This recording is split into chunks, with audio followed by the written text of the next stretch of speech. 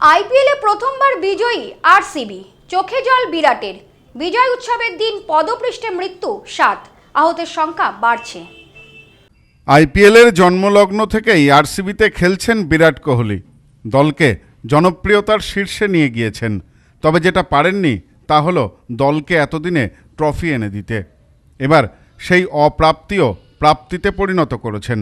18তম IPL champions RCB, আর স্বাভাবিকভাবেই এই মুহূর্তে আলোচনার কেন্দ্রে বিরাট কোহলি। সেই সঙ্গে উঠে আসছে তার অবসরের প্রসঙ্গ। চ্যাম্পিয়ন হয়ে সে নিয়েই মুখ খুলেছেন বিরাট। কি জানালেন কিং কোহলি? 3রা জুন দিনটি বিরাট কোহলির কাছে স্মরণীয় হয়ে থাকবে। তার দীর্ঘদিনের স্বপ্ন পূরণের রাত স্মরণীয় হয়ে থাকারই কথা। এবার প্রশ্ন হলো, আইপিএলকে এখনই বিদায় জানিয়ে দেবেন না তো বিরাট? অনেকের মনে সেই আশঙ্কা দেখা দিচ্ছে। দেশের হয়ে টি-20 বিশ্বকাপ জেতার পর তিনি ওই ফরম্যাট থেকে অবসর নিয়েছেন। কয়েকদিন আগে টেস্ট ক্রিকেট থেকেও অবসরের কথা ঘোষণা করেছেন, যার ফলে অনেকের মনে দানা বাঁধছে। এবার পাছে না কোহলি আইপিএল থেকেও নিজেকে সরিয়ে নেন। দীর্ঘ বছর পর ট্রফি ঘরে এসেছে, স্বাভাবিকভাবেই উচ্ছ্বাসিত আরসিবি। তবে বুধবার সেই উচ্ছ্বাস মুহূর্তে বদলে গেল বিষাদে। মর্মান্তিক পরিণতি, হাহাকার। আইপিএল জয়ের উন্মাদনার মাঝেই যে ভয়ঙ্কর ছবি উঠে এলো, তাতে শিউরে উঠছেন গোটা দেশের মানুষ।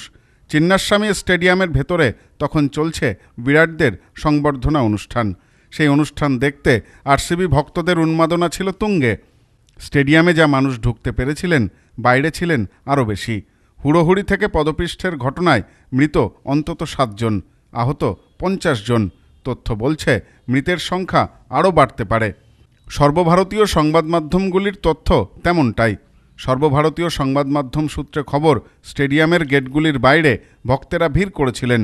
পুলিশ বাধ্য হয়ে গেট বন্ধ করে দেয়, আর তখনই স্টেডিয়ামে ঢোকার জন্য শুরু হয় ভক্তদের হুড়োহুড়ি। আর তাতেই ঘটে যায় মর্মান্তিক দুর্ঘটনা। শেষ খবর পাওয়া পর্যন্ত পদপৃষ্ঠের ঘটনায় মৃত অন্তত 7 জন। প্রসঙ্গত, মঙ্গলবারই আরসিবি চ্যাম্পিয়ন হওয়ার পর বেঙ্গালুরুর রাস্তায় সেলিব্রেশন শুরু করে দিয়েছিলেন ভক্তেরা।